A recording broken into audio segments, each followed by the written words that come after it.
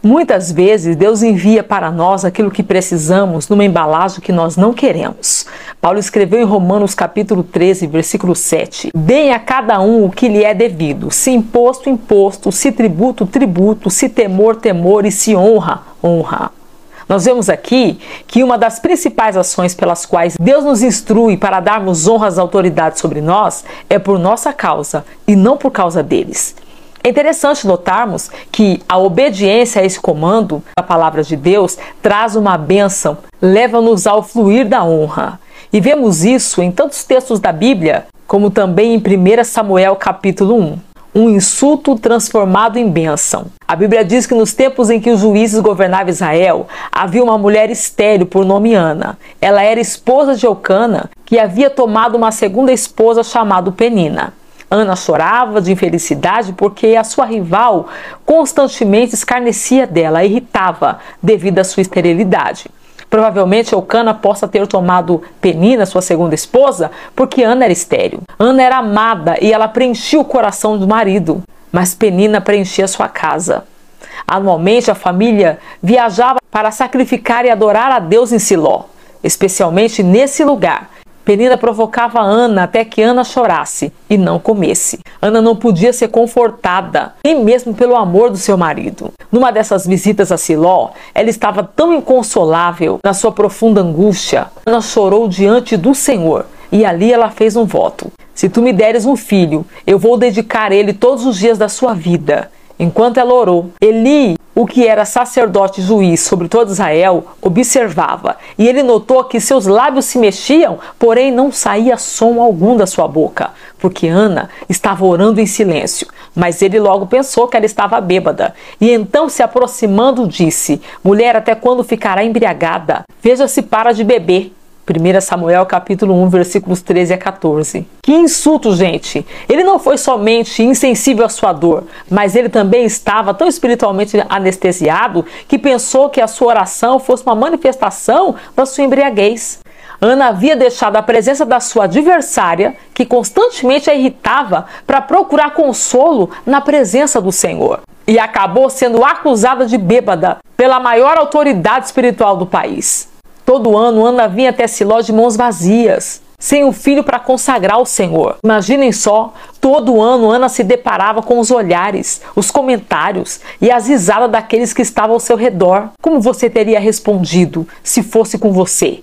Se o seu pastor te acusasse de bêbada no momento da sua maior dor, talvez você teria pensado: esse daí é o pastor titular? Será que ele não sabe que eu estou jejuando e clamando a Deus? Que cara mais insensível! E sem entendimento espiritual? Essa é a última vez que eu venho aqui para orar. Será? Será que esses pensamentos facilmente não teriam desencadeado uma enxurrada de respostas? Como você se diz ser homem de Deus, mas não pode reconhecer uma pessoa que está clamando? Esses pensamentos facilmente teriam desencadeado uma enxurrada de respostas. Você se diz ser um homem de Deus e não pode reconhecer alguém que está em profunda oração? Que tipo de pastor você é? Que tipo de igreja é essa? Para mim já basta. Eu vou procurar outra igreja com um pastor que seja sensível a mim e às coisas de Deus. Isso não seria algo improvável nas igrejas de hoje. Se a pessoa não falasse diretamente com o pastor, ela falaria pelas costas dele, por trás dele, para os membros da igreja. Mas o que me chama a atenção é a atitude de Ana. Olha a resposta dela. Ouça o que ela diz e observe a sua atitude. No momento em que Ana foi severamente insultada, no período da sua maior dor, ela respondeu: não, meu Senhor, eu não estou bêbada, não estou embriagada, estou desesperada e eu estava orando, contando a minha aflição ao Senhor.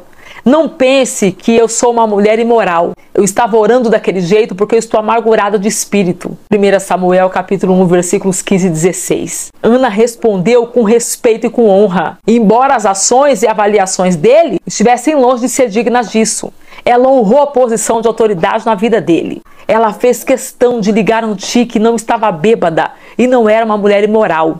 Na realidade, aquele que tinha padrões de comportamento excessivos naquele tempo era Eli. O seu julgamento pairava sobre ele mesmo. E vale a pena nós notarmos que Ana não focou no comportamento dele, mas no seu próprio comportamento. Ana era uma mulher que verdadeiramente temia o Senhor. Se alguma coisa estivesse errada com o líder, Deus iria tratar com ele. Como nós precisamos, gente, desse tipo de verdadeira submissão e humildade nos dias de hoje.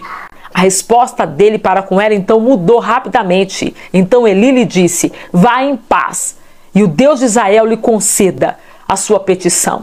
Que o Senhor sempre pense bem de mim, disse ela. E saiu. Então, comeu alguma coisa e já não era mais o seu semblante triste. 1 Samuel, capítulo 1, versículo 17 e 18. Ela manteve a sua submissão a ele. Ela o honrou como homem de Deus, até mesmo agradeceu por sua palavra de bênção. Veja o que aconteceu. Na manhã seguinte, Eucana e sua família se levantaram cedo, adoraram ao Senhor e aí voltaram para sua casa em Ramá. Eucana conheceu a Ana e o Senhor respondeu à sua oração. O Senhor se lembrou dela. Ana ficou grávida e no tempo certo deu à luz um filho. Veja os versículos 19 e 20. Deus usou um sacerdote carnal, insensível, para liberar as palavras que fariam com que a promessa fosse concebida. Um útero fechado foi aberto e a vida foi gerada e emergiu da escuridão. No ano seguinte, ela já segurava o pequeno Samuel nos seus braços.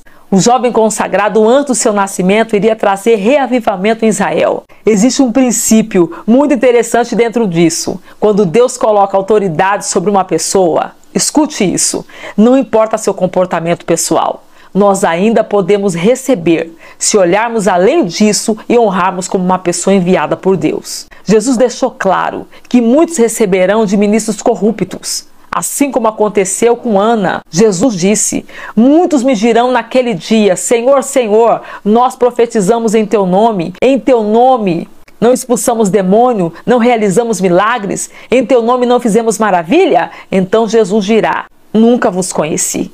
Afastem de mim, vós que praticais o mal, a iniquidade. Mateus 7, dos versículos 22 e 23. Quando lemos esses versículos, frequentemente focamos nos que muitos realizaram sinais milagrosos no nome de Jesus e foram rejeitados. Isso é sério, gente, é assustador. Mas vamos olhar por outro ângulo, por outro lado.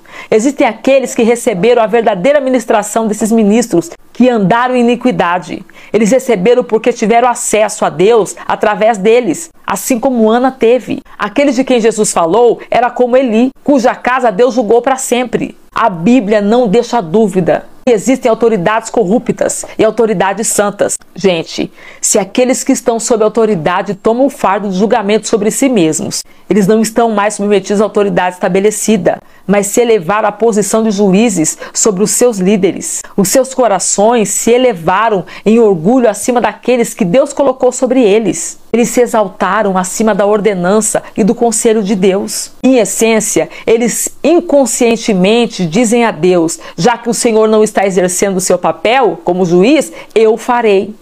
Ana reconheceu a autoridade na vida de Eli e honrou. E ele a julgou e a insultou, mas mesmo assim ela o honrou. Se ela visse de acordo com o que via e ouvia, talvez tivesse julgado o comportamento dele. Contudo, ela não vivia pelo racional natural, mas pelo temor do Senhor, a autoridade divina. Ela confiava em Deus, a qual julga com retidão. Ana sabia aquilo que mais tarde o nosso Mestre Jesus confirmou: quem receber aquele que eu enviar, está recebendo a mim. E quem me recebe, recebe aquele que me enviou. João 13:20. Então lembre-se bem disso. Jesus enviou Judas revestido de poder para poder realizar milagres e também expulsar demônios.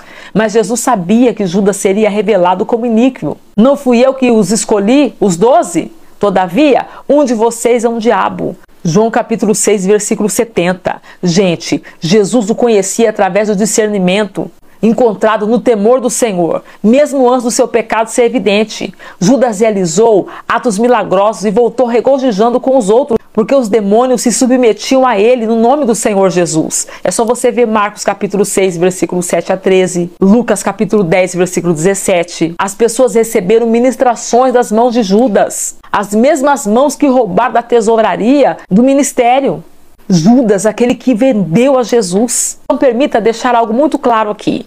Se estiver provado que uma autoridade na igreja está em corrupção ou pecado flagrante, nós não devemos continuar bebendo da sua fonte contaminada. É claro, nós somos instruídos claramente a deixarmos.